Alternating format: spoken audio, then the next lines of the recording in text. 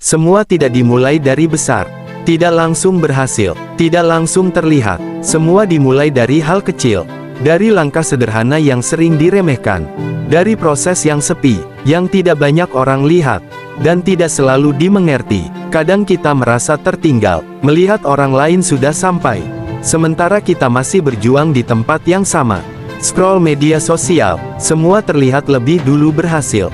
Dan tanpa sadar, kita mulai membandingkan diri, merasa kalah, merasa kurang. Padahal, kita tidak kalah, kita hanya belum sampai. Dan itu berbeda, karena setiap orang punya waktunya masing-masing. Ada yang cepat, ada yang lambat, ada yang jalannya lurus, ada juga yang penuh belokan.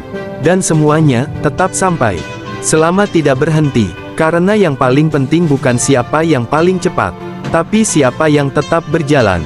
Walaupun pelan, walaupun capek, walaupun kadang ingin menyerah. Tidak semua perjuangan harus terlihat. Tidak semua lelah harus diceritakan. Dan tidak semua proses harus dimengerti orang lain. Ada hal-hal yang hanya kamu yang tahu. Tentang seberapa keras kamu bertahan. Tentang berapa kali kamu jatuh. Dan tetap memilih untuk bangkit lagi. Tanpa validasi, tanpa tepuk tangan, tapi tetap lanjut. Karena di proses itu, kamu sedang dibentuk, kesabaranmu dilatih, mentalmu dikuatkan, dan arah hidupmu sedang dipersiapkan.